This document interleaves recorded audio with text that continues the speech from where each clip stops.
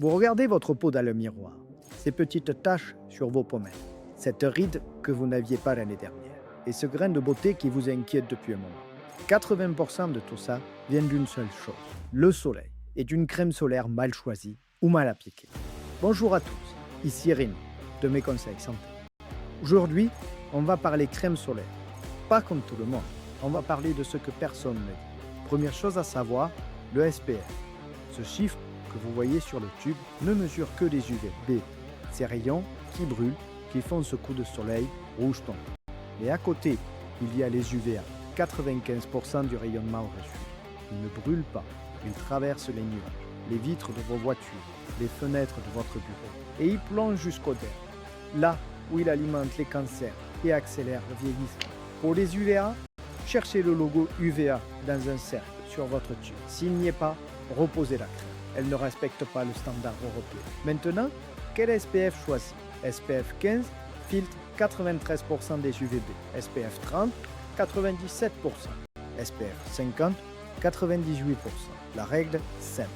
Si vous êtes phototype 1 et 2, peau très claire qui brûle toujours, SPF 50 plus obligatoire dès le premier rayon. Phototype 3 ou 4, SPF 30 minimum.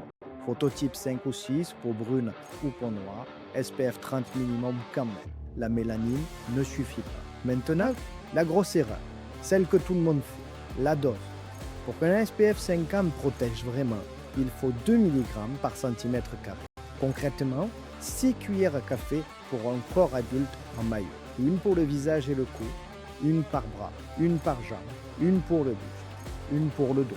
Personne ne met cette dose. On en met 4 à 5 fois moins. Et là, votre SPF 50 devient un SPF 15 réel. Vous voyez le problème? Et puis, on renouvelle toutes les 2 heures. Toujours, même si le tube dit résistant à l'eau. Pour les bébés, avant 6 mois, aucune crème solaire, aucune exposition directe au soleil. Ombre, vêtements anti-UV, chapeau là. À partir de 6 mois, SPF 50+, minéral uniquement. Et encore, on évite les horaires chauds, entre 12h et 16h. Une dernière chose à savoir, si vous prenez certains médicaments, le kétoprophène en gel par exemple, ou des antibiotiques type tétracycline, votre peau devient ultra sensible. Là, on parle de filtre 100% minéral et de couverture vestimentaire stricte. Pour finir, la crème solaire, ce n'est pas qu'un produit d'été, c'est un soin quotidien, comme se brosser les dents. Et c'est l'anti-âge le plus efficace que vous pourrez jamais utiliser. Pour retrouver la liste des solutions dont nous avons parlé et lire notre dossier complet, rendez-vous sur notre site mesconseilssanté.fr. Attention, je vous rappelle que ce podcast est informatif.